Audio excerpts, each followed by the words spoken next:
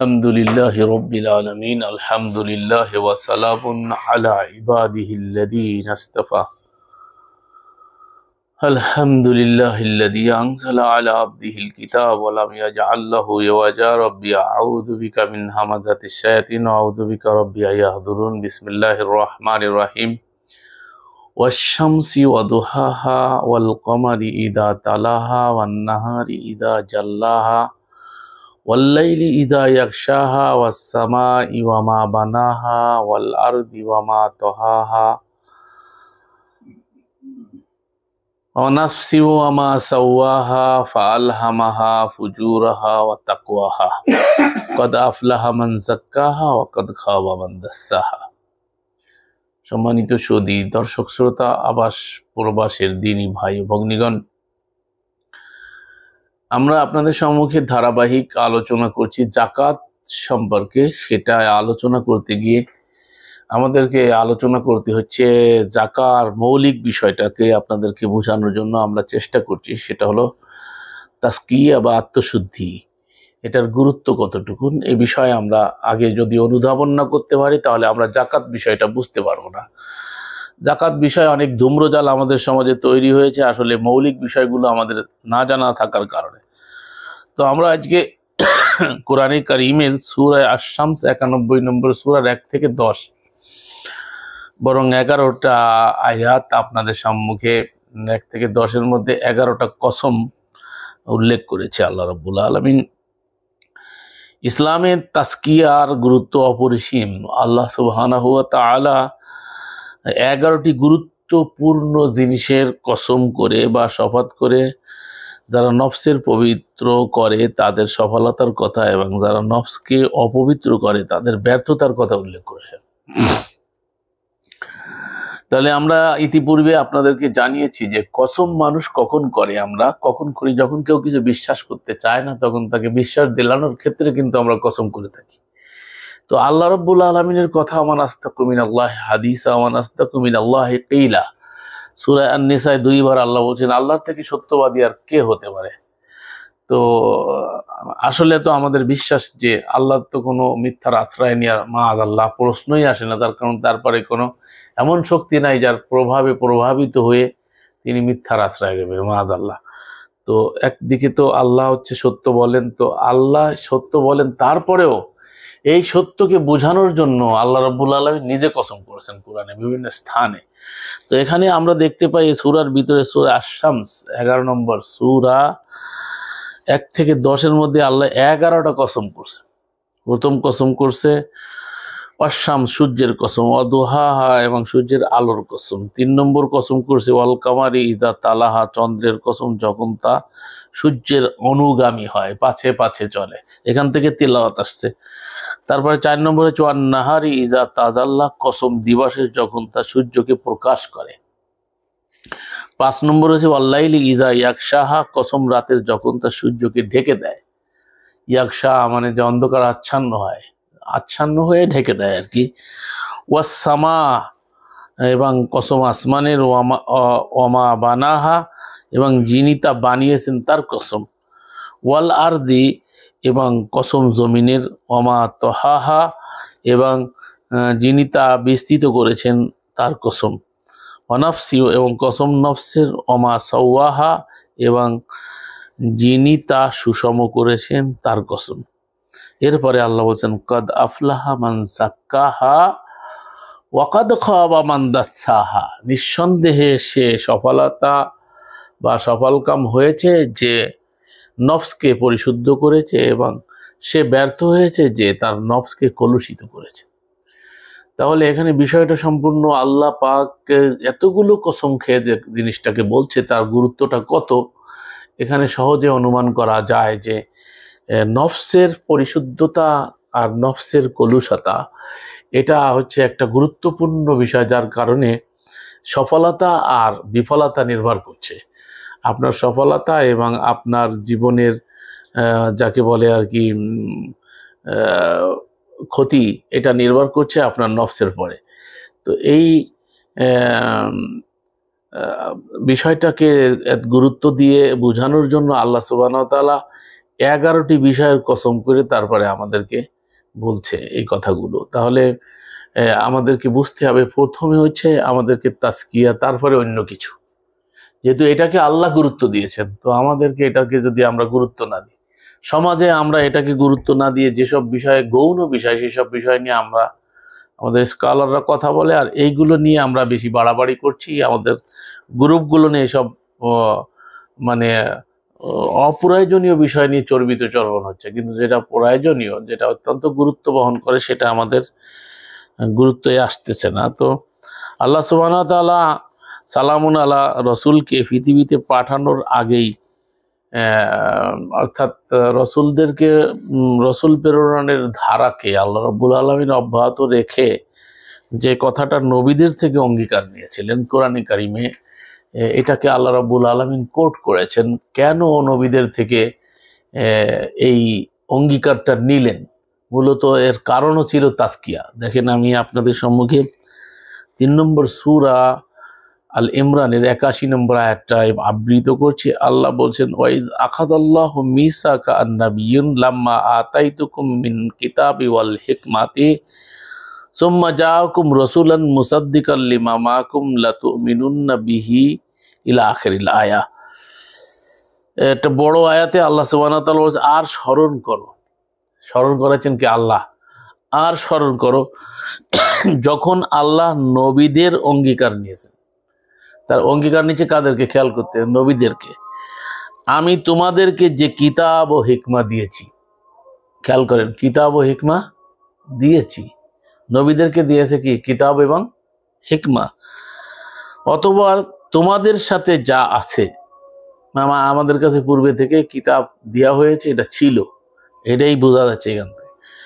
তা সত্যায়নকারী রূপে এই আমাদের কাছে ছিল, আছে, এটাই প্রমাণ করে। যা আছে তার সত্যায়নকারী রূপে, যা আছে তার সত্যায়নকারী রূপে একজন রসুল। মনে রাখবেন, যখন যেখানে রসুল আসে সেখানে তিনি একজন। যখন তোমাদের কাছে এর সত্যায়নকারী রূপে, অর্থাৎ এই কিতাবের সত্যায়নকারী রূপে একজন রসুল তোমাদের কাছে আসবে, তখন অবশ্যই তোমরা তার প্রতি ঈমান আনবে। 1 নম্বর কাজ। তাহলে আল্লাহ বলতেছেন আসবে, এ ধারা দেখেন কোরআন থেকে স্পষ্ট প্রমাণিত। বলছে যে একজন রসুল আসবে, তখন তোমরা তার প্রতি ঈমান আনবে এবং তাকে সাহায্য করবে। 2 নম্বর কাজ হচ্ছে তাকে কি করবে? সাহায্য করবে। এখন এখানে সাহায্য তো বহুত প্রকার হতে পারে, কথা দিয়ে, কাজ দিয়ে, বিভিন্নভাবে তার সাথে সহযোগিতা করে, তার সে যে বিষয়টা নিয়ে আসে সেটাকে গ্রহণ করে, নানাভাবে তাকে সাহায্যের বিষয়টা আছে। আমরা এখন সাহায্যের কথা বললেই মনে করে যে এখন টাকা পয়সা চাচ্ছে, রসুল হয়ে টাকা পয়সা কামানোর একটা ধান্দা করছে, এইসব কথাবার্তা যে বলছে। দেখেন, আল্লাহর আয়াতকে আমরা নিতে চাচ্ছি না, অথচ আয়াত পড়ে পড়ে আয়াতের বিরোধিতা করা হচ্ছে। এই সমাজে অনেক গ্রুপ বেরোইছে, অনেক ইউটিউবাররা বেরোইছে, যারা এগুলো করে যাচ্ছে। আমরা কিন্তু খেয়াল করতেছি না, আয়াতকে উপেক্ষা করছি, অবজ্ঞা করছি। এখানে আল্লাহ বলছে তাকে সাহায্য করবে। তিনি বলেন, তোমরা কি স্বীকার করেছো? এখন আল্লাহ জিজ্ঞেস করছে, তোমরা কি স্বীকার করেছো এবং এর উপর আমার প্রতিশ্রুতি গ্রহণ করছো? প্রশ্ন করতেছে আল্লাহ। তারা বলল, অর্থাৎ কারা? নবীরা বলল, আমরা স্বীকার করলাম। আল্লাহ বলেন, তোমরা সাক্ষী থাকো, আমিও তোমাদের সাথে সাক্ষী রহিলাম। তাহলে সাক্ষীর জন্য এখান থেকে এটাও প্রমাণিত যে উপস্থিত সত্তা লাগে। আল্লাহ নিজে উপস্থিত সত্তা, সদা বিরাজমান সর্বত্রে। তার জ্ঞানে আর যে ব্যাখ্যা করেন সেইভাবেও ধরলেও তিনি সদা বিরাজমান। আর দ্বিতীয় হচ্ছে, যাদেরকে সাক্ষী করা হয়েছে তখন তারা উপস্থিত ছিল, সেই উপস্থিতদেরকে সাক্ষী করতেছে। অনুপস্থিত সাক্ষী হতে পারে না, যেটা আমরা এই যে একটু আগে আজানের মধ্যে, এই কামতের মাধ্যমে বিভিন্নভাবে সাক্ষ্য দিচ্ছি আমরা, যেটা কোরআনে কোথাও পাওয়া যায় না। তো সে যাই হোক, তো এই পৃথিবীর মঞ্চে যখন এই নবী রসুলের ধারা লাস্টে যারা রসুলটা আসবে তাদের সম্পর্কে শুধু এখানে আল্লাহ অঙ্গীকার নিচ্ছে না, এবং সালামুন আলা ইব্রাহিম, আল্লাহর ঘর, যেটা ইতিহাসের আলোকে পাওয়া যায়, আল্লাহর ঘর নির্মাণ করে বলতেছে যে দোয়াটা করতেছে, সেই দোয়া আল্লাহ কুরআনে কারিমে সূরা আল বাকারার 29 নম্বর আয়াতে আল্লাহ কোট করতেছে, দেখেন আল্লাহ কি বলে, রব্বানা ওয়াবাস ফীহিম রাসূলাম মিনহুম ইয়াতলু আলাইহিম আয়াতিকা ওয়া ইউআল্লিমুহুমুল কিতাবা ওয়াল হিকমা ওয়া ইউযাক্কিহিম ইন্নাকা আনতাল আজিজুল হাকীম। খেয়াল করতে হবে, হে আমার রব, তাদের মধ্যে থেকে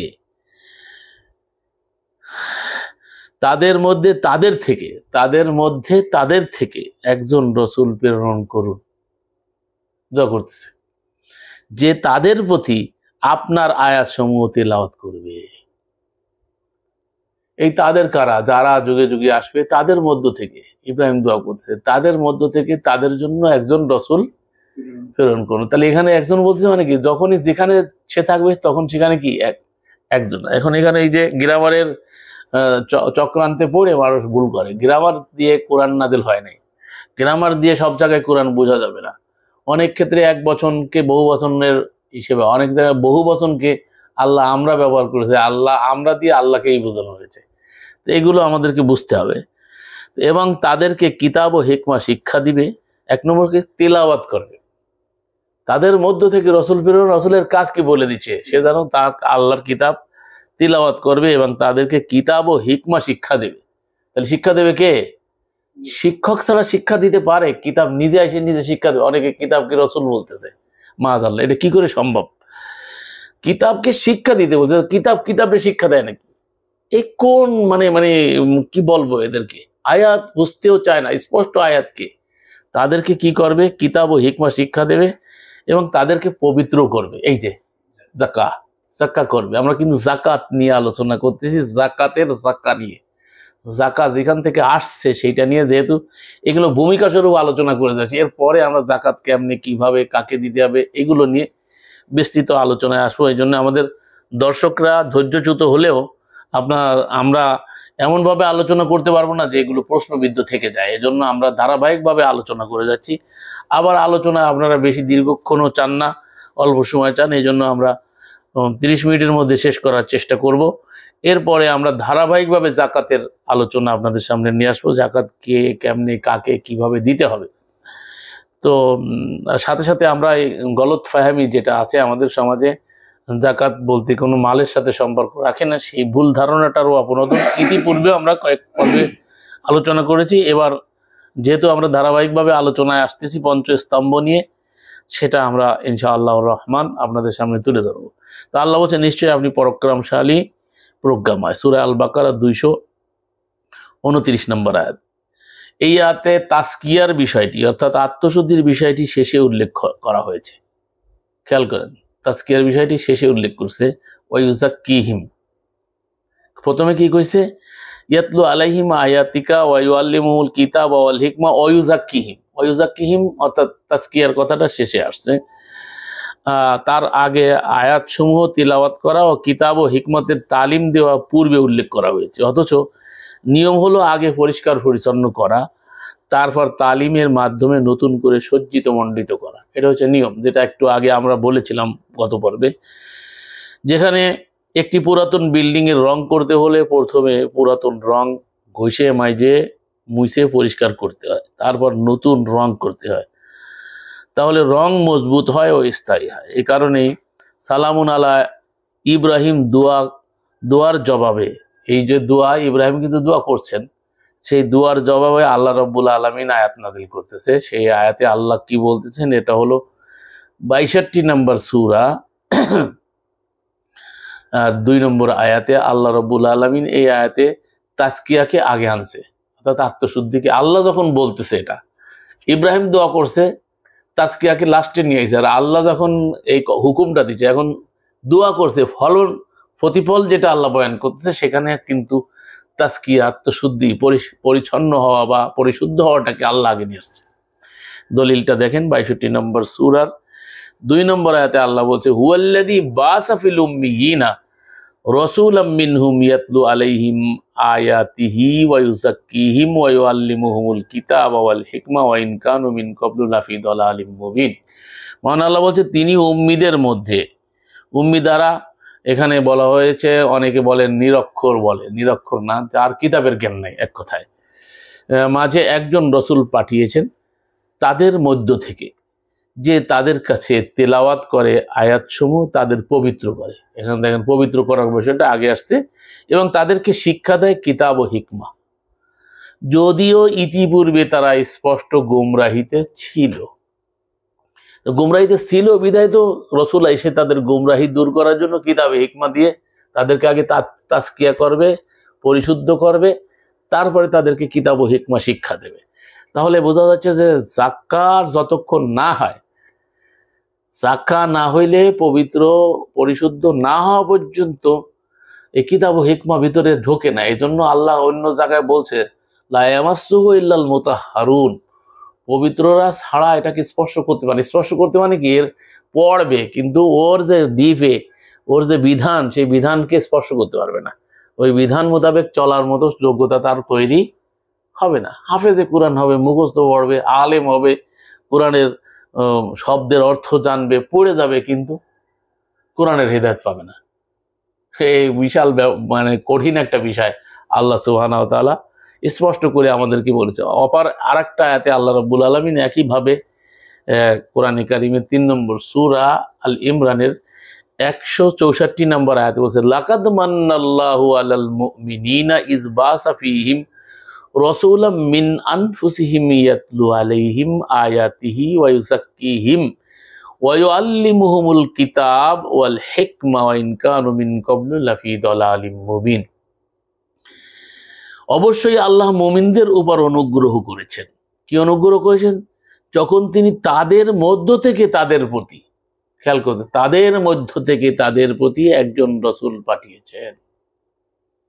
তাহলে মানে এই অনুগ্রহ ধারা চলমান, এটা কি শেষ হয়ে যায়নি, বন্ধ হয়ে যায়নি। খেয়াল করতে হবে যে তাদের কাছে তার আয়াতসমূহ তিলাওয়াত করে এবং তাদের পরিশুদ্ধ করে, তাদেরকে কিতাব ও হিকমা শিক্ষা দেয়। তাহলে আগে কি করে? তাদেরকে কি করে? তাদেরকে পরিশুদ্ধ করে আর তাদেরকে কিতাব ও হিকমা শিক্ষা দেয়, যদিও তারা ইতিপূর্বে স্পষ্ট গোমরাহি তথা ভ্রান্তিতে ছিল। এই আয়াত দ্বয়ে প্রথমে তিলাওয়াতের কথা উল্লেখ করা হয়েছে, তারপর তাজকিয়া তথা তালিম ও কিতাব ও হিকমার শিক্ষা দেওয়ার কথা বলা হয়েছে। কেননা কোনো কিছু পরিষ্কার করার জন্য কিছু একটি ব্যবহার করতে হয়।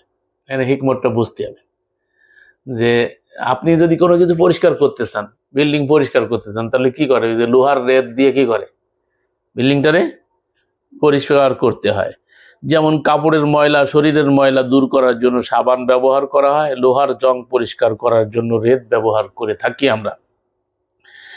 তেমনিভাবে অন্তরের ময়লা বা পাপ পঙ্কিলতা দূর করে অন্তর পরিষ্কার পরিচ্ছন্ন করার জন্য তেলাওয়াত, এই জন্য আল্লাহ তেলাওয়াতকে আগে নিয়ে আসে, তারপরে বলছে পরিষ্কার পরিচ্ছন্ন। তেলাওয়াতের মাধ্যমে কি করবে?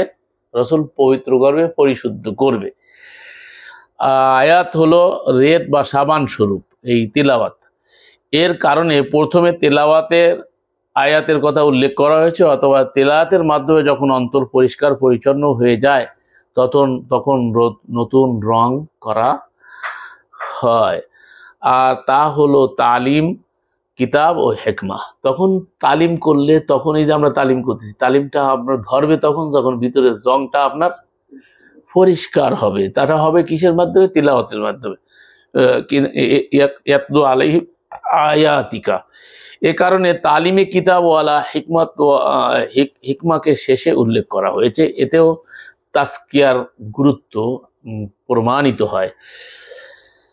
আত্মাকে পরিশুদ্ধ করার বিষয়টি আল কোরআনে একাধিক আয়াত আমরা কোরআন থেকেই দেখালাম, আরও একাধিক আয়াত দেখানো যেতে পারে। তো যত আমরা আয়াত দেখাবো, এটাতে আমরা আয়াত তো দেখিয়ে যাচ্ছি, কিন্তু বিষয়টা হচ্ছে কি, আয়াত দেখছি কিন্তু আয়াত মানছি না। এখন আমাদের হচ্ছে কি, আয়াত এখন রেফারেন্স দিয়া একটা হয়ে গেছে, মানে বিশাল একটা ব্যাপার হয়ে দাঁড়াইছে। অনলাইনে অফলাইনে দেখবেন আয়াতের কোটেশন আর রেফারেন্স দিয়েই যাচ্ছে, অমুক আয়াত তমুক আয়াত, এর সাথে এটা, এটার সাথে এটা, এটার সাথে এটা, মালা গেঁথে যাচ্ছে। ভালো, আমরা এটাকে খারাপ বলছি না, তবে বিষয়টা হচ্ছে কি যে আয়াতকে বলা আর আয়াতকে মানা, দুটো জিনিস এক না। তো এই যে তিলাওয়াত, তালা থেকে তিলাওয়াত, ওয়াল কামারি আয়াতটা আমরা আজকে আবৃত করেছি, যেটা আল্লাহ অনেকগুলো কসম করেছে, তার মধ্যে একটা কসম হচ্ছে ওয়াল কামারি ইজা তালাহা, কসম চাঁদের সে যখন সূর্যের অনুগামী হয়, তার পিছু পিছু চলে। ঠিক আছে, তাহলে বোঝা যাচ্ছে যে এই অনুগামী হওয়া, পিছে পিছে চলা, এটাও মানে এটাকে বলা হয় তিলাওয়াত। তো তেলাওয়াত যেটা আমরা ধারণা করে নিয়েছি, শুধু পড়াকে তেলাওয়াত ধরে নিয়েছি। শুধু পড়াটা যদি তেলাওয়াত হইতো, শুধু পড়াকে একরা বলে, মানে একরা মানে পড়ো। একটা জিনিস অনেকে পড়ে কিন্তু সে বোঝে না। ছোটবেলায় অনেক বাচ্চাদেরকে আমরা পড়াই না, বাচ্চারা কিন্তু পড়ে। তো আবার সে বাচ্চা কিন্তু প্রশ্ন করে, হ্যাঁ বাবা এটা কি, পড়ায় না, পড়ানোর পরে অতে অজাগার, আবার জিজ্ঞেস বাবা অজাগার কি, তার কারণ ও চেনে না, ও খালি ওই চিত্র দেখে আর ওকে পড়ানো হয় তাই পড়ে। তখন আমরা কি বলি, বাবা পরে বুঝবা, এরকম বলি। আতে কি, আফেল, ও কিন্তু কিছুই চেনে না। যেটা দেখানো হয় ওই চিত্রটা অনেক সময় দেখানো, আবার চিত্র না দেখায় খালি পড়ানো হয়। এখন ও সব পড়ে আর প্রশ্ন জাগে ওর ভিতরে। এই যে প্রশ্ন জাগাটা, এই প্রশ্ন জাগবে যে মানুষের ভিতরে, সেই প্রশ্ন নিরসন কল্পে নবী রসুলদের ধারা আল্লাহ অব্যাহত রাখছে। তারা কি করবে, মানুষের এই সংশয়গুলোকে দূর করবে, এই দায়িত্ব পালন করবে। তারা এসে কি দিয়ে করবে, সংশয় কি দিয়ে দূর করবে, আয়াত দিয়ে। ভেরি ক্লিয়ার, নিজস্ব কোনো কিছু না, সবকিছু করবে কি দিয়ে, আল্লাহ রব্বুল আলমিনের আয়াত দিয়ে। তো এই কথাগুলো আল্লাহ রব্বুল আলমিন কোরআনে কারিমে বিভিন্ন স্থানে এই আলোচনা করেছেন। তো আমরা ধারাবাহিকভাবে আপনাদের সম্মুখে এই বিষয়গুলো আলোচনা আনতে চাচ্ছি, এই জন্য যে আমরা জাকাত সম্পর্কটাকে আগে বুঝবো। তো এই বোঝার আগে আমরা তাজকিয়া যে করব, আত্মশুদ্ধি যে করব, সেই আত্মশুদ্ধিটা আসলে কিসের পরে হবে? আত্মশুদ্ধিটা হয় কলবের, কলব, যেটাকে কোরআনের ভাষায় কি বলে, কলব। তো এই কলব বা নফস, আমরা অনেকে নফসের আত্মশুদ্ধিটা হবে নফসের। তো এই নফসের বিভিন্ন রকমের প্রকার আছে কোরআনে।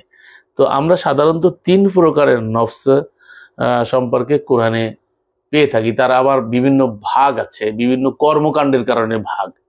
জিনিস একই, কিন্তু ওই জিনিসটার নামকরণ করা হয় বিভিন্ন প্রকার, কেন, তার অ্যাক্টিভিটির কারণে। দেখুন, আমি মুরাদ আমার নাম, কিন্তু আমি এখন বক্তব্য দিচ্ছি তাই বক্তা হয়েছি, আর আপনারা শ্রোতা শুনতেছেন তাই আপনারা শ্রোতা, তাই আপনাদের ভিন্ন ভিন্ন নাম আছে।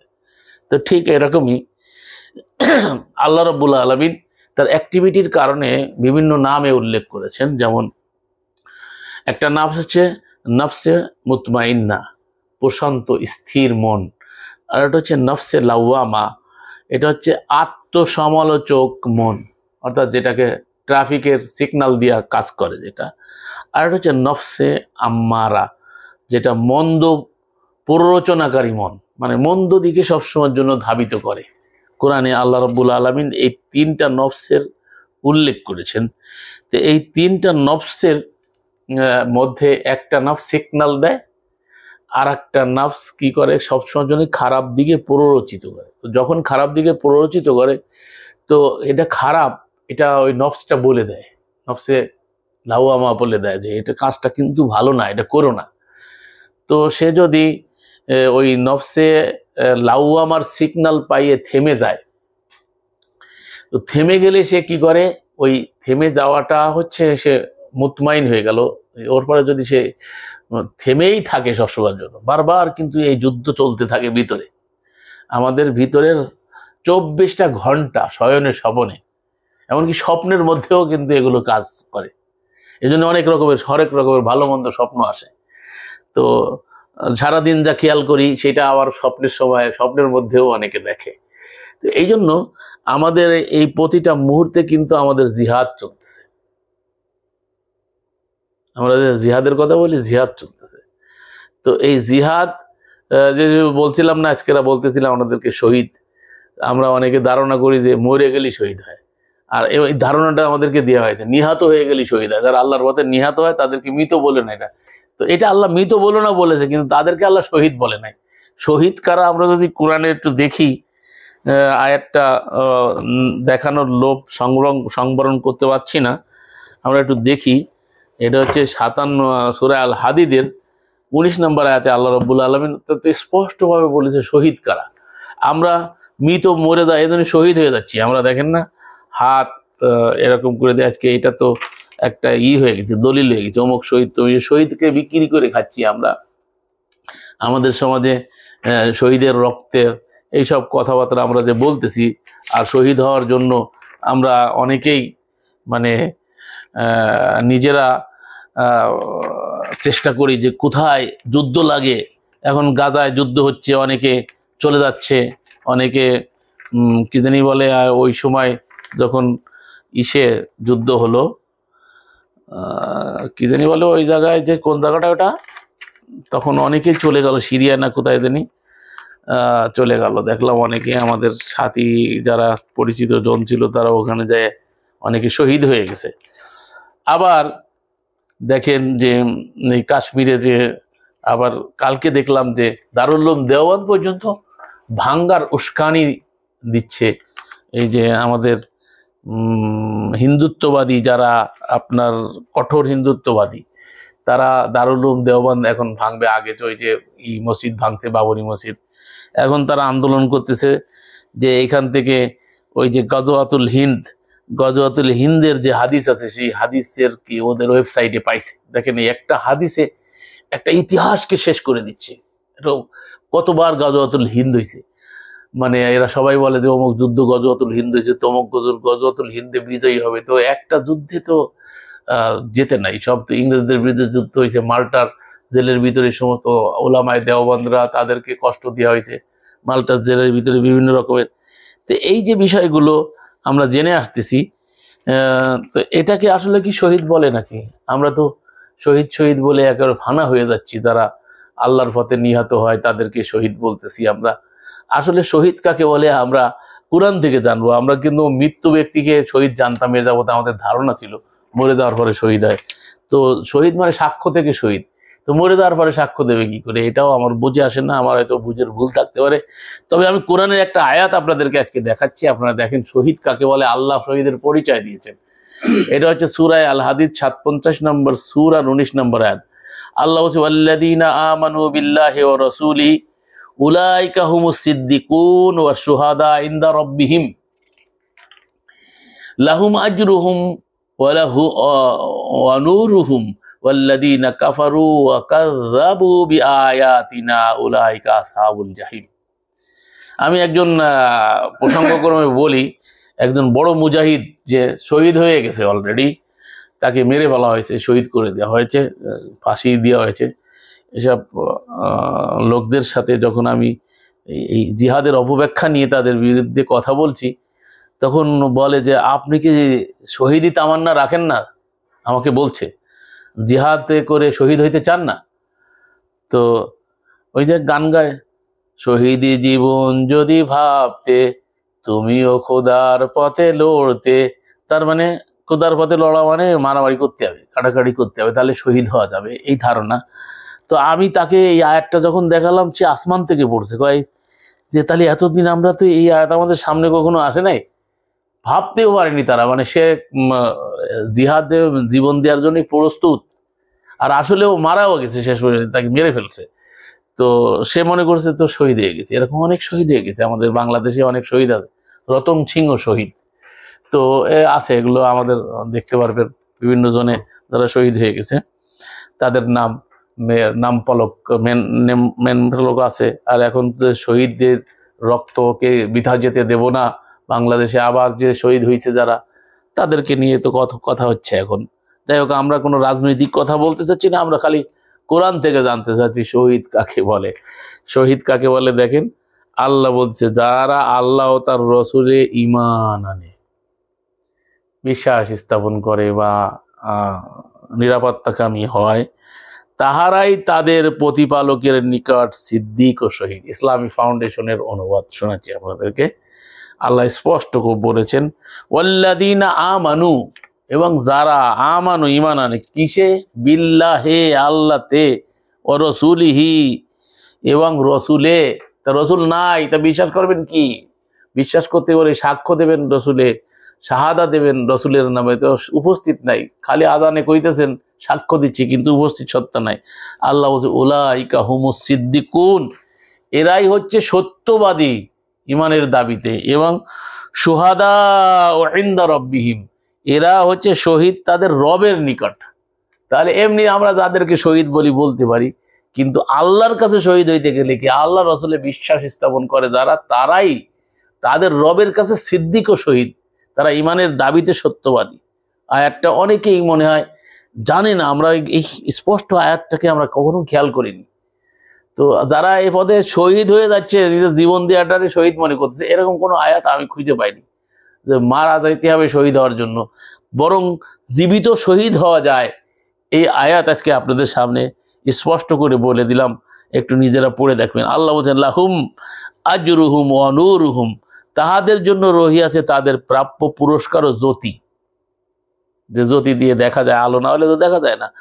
তারপরে বলছে ওয়াল্লাযীনা কাফারু, রয়েছে জ্যোতি, এবং যাহারা কুফরি করিয়াছে ও নিদর্শন অর্থাৎ আয়াতকে অস্বীকার করিয়াছে, ওহারাই জাহান্নামের অধিবাসী। তাহলে এখন বলেন যে শহীদ কাকে বলে, আর আমরা ধারণা করে নিছি কাকে শহীদ।